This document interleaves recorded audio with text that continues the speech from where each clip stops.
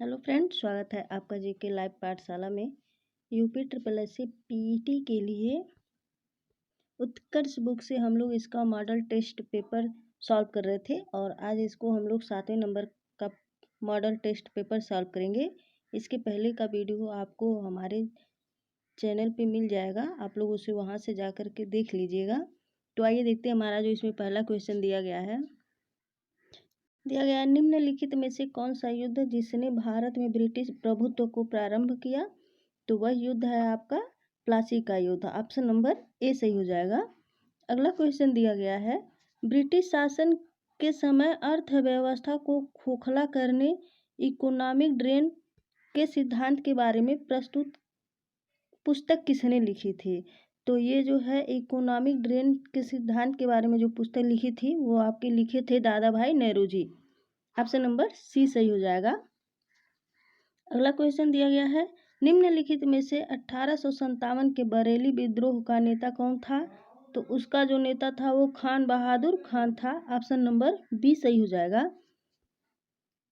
औपनिवेशिक भारत में भारतीय विधवाओं के लिए शारदा सदन स्कूल की स्थापना किसने की? तो इसकी जो स्थापना है पंडिता रमाबाई ने की है। ऑप्शन नंबर ए सही हो जाएगा। भारतीय राष्ट्रीय कांग्रेस की स्थापना अंग्रेजी राज्य के अभय कपाट के रूप में की गई, यह विचार था। तो यह विचार जो है आपका लाला लाजपत राय का था। ऑप्शन नंबर डी सही हो जाएगा। अगला क्वेश्चन दिया गया है, कलकत्ता में स्वदेशी आंदोलन की घोषणा और बहिष्कार प्रस्ताव पारित हुआ। तो यह आपका 7 अगस्त 1905 को पारित हुआ। ऑप्शन नंबर सी सही हो जाएगा। भारतीय राष्ट्रीय कांग्रेस द्वारा पहली बार दादा भाई नेहरू जी की अध्यक्षता में स्वराज्य की मांग की गई। तो इसकी जो मांग है वह आपका 1906 कलकत्ता में की गई। ऑप्शन नंबर ए सही हो जाएगा। अगला क्वेश्चन दिया गया है, रविंद्रनाथ टैगोर ने अपनी सर की उपाधि किस घटना के विरोध में लौटा दी? तो ये जलियांवाला बाग हत्याकांड के विरोध में जो है इस सर की उपाधि जो है रविंद्रनाथ टैगोर ने लौटा दी। ऑप्शन नंबर डी सही हो जाएगा। दिया गया है, पंडित जवाहरलाल नेहरू और गोविंद बल्लभ पंत ने साइमन कमीशन के विरुद्ध समर्थन का नेतृत्व किया था। तो ये आपका लखनऊ में किया था। ऑप्शन नंबर बी सही हो जाएगा। अगला क्वेश्चन दिया गया है, सूची फर्स्ट को सूची सेकंड से सुमेलित कीजिए एवं नीचे दिए गए कूट से उत्तर दीजिए। तो देखिए जो सूची फर्स्ट हमारा दिया गया है और सूची सेकंड को जो है इसको मिलाना है। तो इसमें आपका जो दिया गया है, पहला दिया गया है इंडियन नेशनल आर्मी, ये आपका सुभाष चंद्र बोस से है। और गदर पार्टी जो है ये आपका लाला लाजपत हरदयाल से है।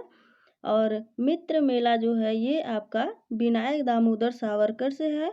और होम रूल लीग जो है एनी बेसेंट से है। तो आपका देखिए पहला जो है दूसरे से, दूसरा जो है पहले से, तीसरा तीसरे से, चौथा चौथे से। तो आइए देखते हैं हमारा कौन से ऑप्शन में ये है। तो ये आपका ऑप्शन नंबर बी सही हो जाएगा। अगला क्वेश्चन दिया गया है, 21 जून को दोपहर में सूर्य की किरणें लंबवतः पड़ती हैं। तो यह आपका रांची पर पड़ती हैं। ऑप्शन नंबर बी सही हो जाएगा। संयुक्त राज्य अमेरिका की बृहद झीलों को पूर्व से पश्चिम दिशा की ओर क्रम में सजाइए। तो ये आपका जो पूर्व से पश्चिम की ओर जो झीलें हैं वह है आपका ऑस्टेरियो, इरी, ह्यूरन और मिशिगन सुपीरियर। ये जो झीलें दी गई हैं ये आपकी पूर्व से पश्चिम दिशा की ओर क्रम में दिए गए हैं। ऑप्शन नंबर बी सही हो जाएगा। अगला क्वेश्चन दिया गया है, निम्नलिखित में से कौन सा युग्म असंगत है? तो जो असंगत है वह है आपका, देखिए दिया गया है, दिया गया आपका जलसंधि दिया गया है और उस उपनाम और विशेषता दी गई है। तो देखिए जिब्राल्टर जो दिया गया है ये आपका भूमध्य सागर का प्रवेश द्वार है, ये आपका सही है। और फिर दूसरा दिया गया है बाब अल मंदेव जो है ये आंसुओं का द्वार है, ये भी सही है। डोवर जलसंधि जो है ये विश्व की सबसे चौड़ी जलसंधि है, तो ये आपका असंगत है क्योंकि ये गलत है, इसलिए आपका ऑप्शन नंबर सी सही हो जाएगा। अगला क्वेश्चन दिया गया है इसमें, पूर्वी घाट की सर्वोच्च चोटी झिंदागढ़ किस राज्य में स्थित है? तो झिंदागढ़ जो है ये आपका विशाखापट्टनम आंध्र प्रदेश में स्थित है। झिंदागढ़ जो है सर्वोच्च चोटी। अगला क्वेश्चन दिया गया है, निम्नलिखित में से कौन सा कथन असत्य है? तो जो असत्य कथन दिया गया है वो है, नेपाल की सीमा असम व सिक्किम से लगती है। ऑप्शन नंबर सी सही हो जाएगा। अगला क्वेश्चन दिया गया है, कौन सा कार्य मुद्रा के द्वारा किया जाता है? तो मुद्रा के द्वारा किया जाने वाला जो कार्य होता है आपका मूल्य का मापक होता है, विनिमय का माध्यम होता है, मूल्य का संचय होता है। आपका उपर्युक्त सभी सही हो जाएगा, सभी जो है मुद्रा के द्वारा किया जाता है। अगला क्वेश्चन दिया गया है, बैंक बोर्ड ब्यूरो की स्थापना कब की गई? तो इसकी स्थापना जो है 1 अप्रैल 2016 में की गई। ऑप्शन नंबर बी सही हो जाएगा। भारतीयों द्वारा पूर्ण रूप से स्थापित देश का प्रथम बैंक है, तो इसका जो प्रथम बैंक है वो पंजाब नेशनल बैंक है, जो भारतीयों द्वारा पूर्ण रूप से स्थापित देश का प्रथम बैंक है। ऑप्शन नंबर डी सही हो जाएगा। अगला क्वेश्चन दिया गया है, विमुद्रीकरण क्या है? तो विमुद्रीकरण जो है ये आपका मौद्रिक नोट को कानूनी रूप से समाप्त कर देना जो है ये विमुद्रीकरण है। ऑप्शन नंबर ए सही हो जाएगा। अगला क्वेश्चन दिया गया, भारत सरकार ने देश के 14 बैंकों का राष्ट्रीयकरण कब किया? तो ये जुलाई 1969 में किया था। ऑप्शन नंबर बी सही हो जाएगा। अगला क्वेश्चन दिया गया है, संसदीय शासन प्रणाली की सफलता के लिए आदर्श स्थित है, तो यह जो है आपका द्विदलीय व्यवस्था का होना जो है ये आदर्श स्थित है। ऑप्शन नंबर बी सही हो जाएगा। अगला क्वेश्चन दिया गया है, उच्चतम न्यायालय के न्यायाधीश किस अनुसूची के सक्षम शपथ प्रतिज्ञान करते हैं? तो ये आपके अनुसूची 3 में करते हैं। ऑप्शन नंबर बी सही हो जाएगा। भारत के संविधान के अनुसार निम्नलिखित में से कौन सा एक अधिकार अस्पताल में छीना नहीं जा सकता है? तो वो आपका जो अधिकार है जो आपसे नहीं छीना जा सकता है वह है आपका प्राण एवं दैहिक स्वतंत्रता का अधिकार है। इसे जो है आपका आपातकाल में भी छीना नहीं जा सकता है। ऑप्शन नंबर सी सही हो जाएगा। अगला क्वेश्चन दिया गया है, सरकार ने वर्ष 1996 में पंचायत अनुसूचित क्षेत्र विस्तार पेशा अधिनियम किस निम्नलिखित में से कौन उसके उद्देश्य के रूप में चिन्हित नहीं है? तो जो है क्षेत्र विस्तार जो है अधिनियम किया है वो जो उससे उसके उद्देश्य के लिए जो चिन्हित नहीं है वह है आपका जनजातीय क्षेत्रों में स्वायत्त क्षेत्र सृजित करना जो है ये उससे के क्षेत्र से संबंधित नहीं है, उसका उद्देश्य नहीं है। ऑप्शन नंबर सी सही हो जाएगा। अगला क्वेश्चन दिया गया है, यदि पंचायत भंग होती है तो किस अवधि के अंदर निर्वाचन करना अनिवार्य है? तो यह आपका जो है 6 माह के अंदर इसका निर्वाचन करना अनिवार्य है। ऑप्शन नंबर सी सही हो जाएगा। निम्नलिखित में से वह कौन सी धातु है जिसको चाकू से भी काटा जा सकता है? तो वह है आपका सोडियम को भी चाकू से काटा जा सकता है और पोटेशियम को भी चाकू से काटा जा सकता है, इसलिए ऑप्शन नंबर आपका डी सही हो जाएगा। बी व सी दोनों को जो है चाकू से काटा जा सकता है। अगला क्वेश्चन दिया गया है, लिटमस विलियन जब ना तो अम्लीय होता है ना क्षारीय, तब वह किस रंग का होता है? तो वह जो है आपका बैंगनी रंग का होता है। ऑप्शन नंबर ए सही हो जाएगा। निम्नलिखित में से कौन सा कथन असत्य है? तो असत्य जो कथन है वह है आपका अनैच्छिक व हृदय पेशियां दोनों से कायिक तंत्रिका तंत्र के तंतु जुड़ते हैं। ऑप्शन नंबर सी सही हो जाएगा। अगला क्वेश्चन दिया गया है, इलेक्ट्रॉन ग्रहण करने वाले पदार्थ कहलाते हैं, तो वे आपके ऑक्सीकरण कहलाते हैं। ऑप्शन नंबर ए सही हो जाएगा। अगला क्वेश्चन दिया गया है, हम मैली अथवा धूल भरी सड़क पर फिसल जाते हैं, इसका कारण है, तो इसका कारण आपका घर्षण की कमी के कारण जो है हम मैली व धूल भरी सड़क पर फिसल जाते हैं। ऑप्शन नंबर डी सही हो जाएगा। अगला क्वेश्चन दिया गया है, निम्नलिखित में से विसर्ग संधि से बना शब्द है, तो विसर्ग संधि से जो बना है वह आपका परोक्ष है। ऑप्शन नंबर सी सही हो जाएगा। एक के शब्द का उचित विलोम है, एक के शब्द का जो उचित विलोम है वह है आपका अनैक्य। ऑप्शन नंबर डी सही हो जाएगा। निम्नलिखित में से यमुना का पर्यायवाची शब्द नहीं है, तो इसका जो पर्यायवाची नहीं है वो कुलंकषा जो है यह यमुना का पर्यायवाची नहीं है। ऑप्शन नंबर डी सही हो जाएगा। अपृहत शब्द के लिए उचित वाक्यांश होगा, तो इसका जो उचित वाक्यांश है वह जिस वस्त्र को पहना न गया हो। ऑप्शन नंबर सी सही हो जाएगा। निम्नलिखित में से किस वाक्य में लिंग संबंधी अशुद्धि है, तो वह आपका वह स्त्री नहीं मूर्तिमंत करुणा है। ऑप्शन नंबर बी जो है यह स्त्री संबंधी अशुद्धि है। ऑप्शन नंबर बी सही हो जाएगा। अगला क्वेश्चन दिया गया है 36 से 40 तक का जो गद्यांश दिया गया है, और इसे जो है पढ़ करके उसके बाद ही आंसर दिया जा सकता है, तो आप लोग वीडियो को प्लीज़ पूरा पुश करके ज़रूर पढ़ते जाइएगा। तो आइए देखते हैं हमारा जो गद्यांश में दिया गया है। गांधी जी को राष्ट्रपिता कहा जाता है, वे वृद्ध होते हुए भी मन से युवा थे, उनका उच्चारण स्पष्ट नहीं था, फिर भी उनकी वाणी में जादू था। कई लोग तो उन्हें प्रत्यक्ष रूप से देव या भगवान मानते थे। वे बहुत ईमानदार व सहृदय थे। उनका कहना था, प्रत्येक छोटे से छोटे काम मैं स्वयं कर लूँगा। 30 जनवरी 1948 को वे इस संसार से विदा हो गए। उनका जीवन सन्यासी अथवा महर्षि जैसा था। देखिए दिया गया है, इसमें आगे क्वेश्चन देखते हैं। दिया गया है कई लोग तो उन्हें प्रत्यक्ष रूप से देव या भगवान मानते थे। रेखांकित शब्द का आशय होता है, तो प्रत्यक्ष का जो आशय है वह है आपका अच्छी आँख के सामने। ऑप्शन नंबर ए सही हो जाएगा। अगला क्वेश्चन इसमें दिया गया है, इनमें से कौन सा शब्द बहुवचन के रूप में प्रयुक्त होता है, तो जो बहुवचन के रूप में प्रयुक्त होता है, गांधी जी भी बहुवचन के रूप में प्रयुक्त होते हैं।